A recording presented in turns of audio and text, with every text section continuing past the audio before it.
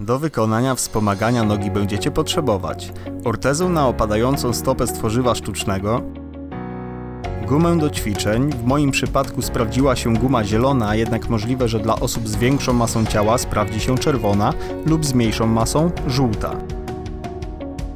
Pasek skórzany z metalową klamrą, taśmę klejącą, deskę do krojenia oraz ostry nóż w celu docięcia gumy na odpowiednią długość, która w moim przypadku wynosi 80 cm przy wzroście 1,83 m.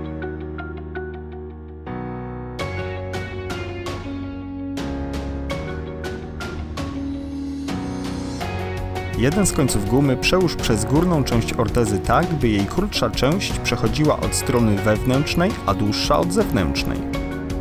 Następnie sklej łączenie taśmą klejącą bardzo ciasno tak, by było wytrzymałe.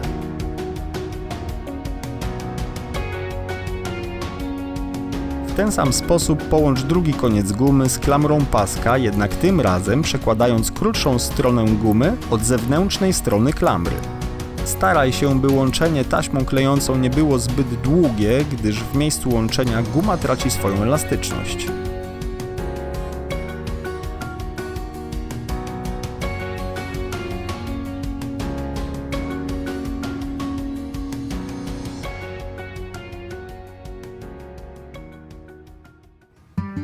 W celu zamontowania zestawu zacznij od umieszczenia ortezy w bucie, następnie załóż but i umocuj ortezę.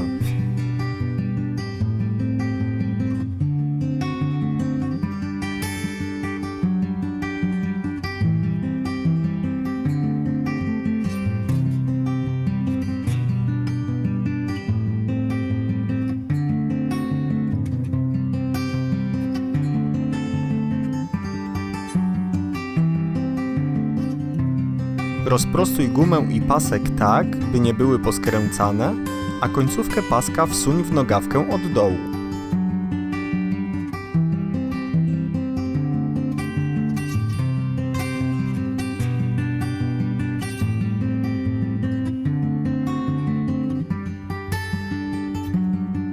Wsadzając rękę w nogawkę od góry, sięgnij końcówkę paska i wyciągnij ją z drugiej strony.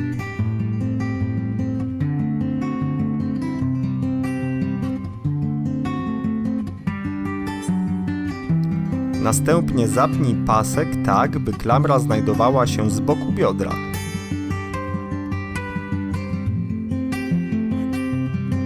Cały układ jest wygodny w noszeniu oraz bardzo dyskretny.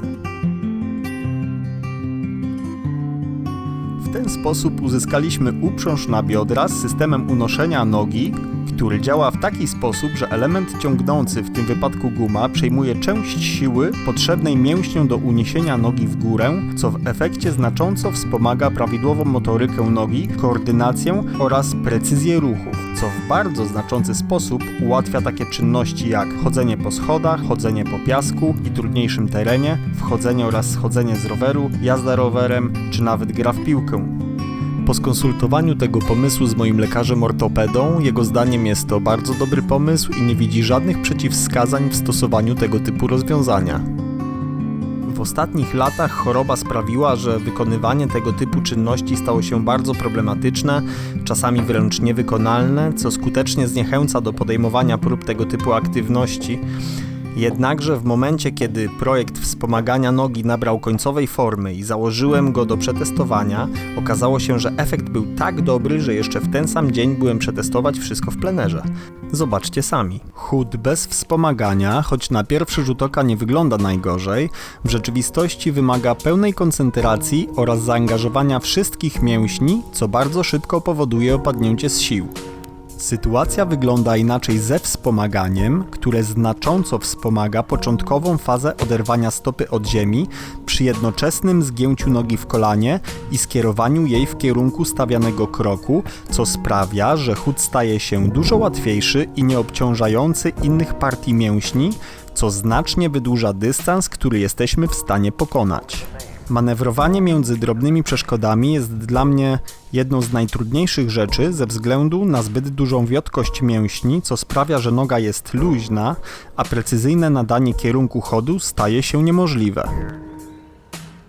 Wspomaganie sprawia, że noga staje się stabilniejsza i dużo bardziej precyzyjna, dzięki czemu prawidłowe ułożenie stopy w celu nadania jej właściwego kierunku staje się dużo prostsze, a chód jest pewny.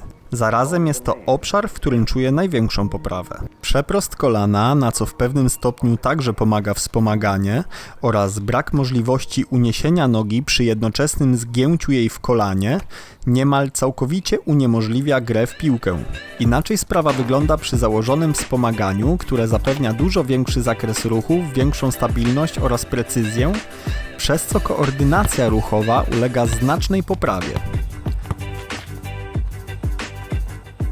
Co prawda, może prowadzenie przeze mnie piłki nie wygląda zbyt imponująco, ale zaznaczę, że nagrywając ten materiał, była to pierwsza godzina korzystania ze wspomagania, a myślę, że opracowanie odpowiednich technik i przyzwyczajenie się może spotęgować pozytywne efekty.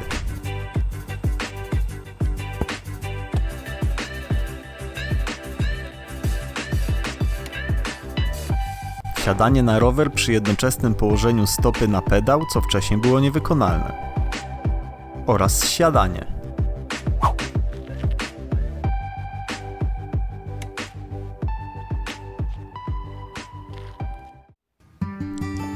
Myślę, że przy współpracy z odpowiednimi ludźmi można by poprawić ergonomię, wprowadzając odpowiedni pas, ułatwić zakładanie przez zamontowanie zatrzasków w miejscach łączenia gumy z paskiem i ortezą oraz wprowadzić regulację siły oraz zakresu działania wspomagania przez dołączenie wymiennych gum o różnej grubości z klamrami do płynnej regulacji ich długości.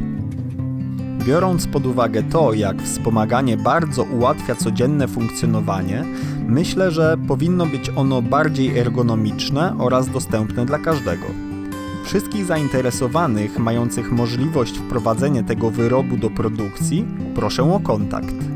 Gorąco zachęcam wszystkich do polubiania i udostępniania, gdyż to rozwiązanie z pewnością w bardzo znaczący sposób może ułatwić codzienne funkcjonowanie ludzi chorych na stwardnienie rozsiane lub po udarze. Dziękuję za uwagę, do zobaczenia, do usłyszenia. Tylko w końcu stał i podawaj do mnie tak, żeby dobrze do mnie leciała, a ty stój tu na tych pasach. Dobra? Okej?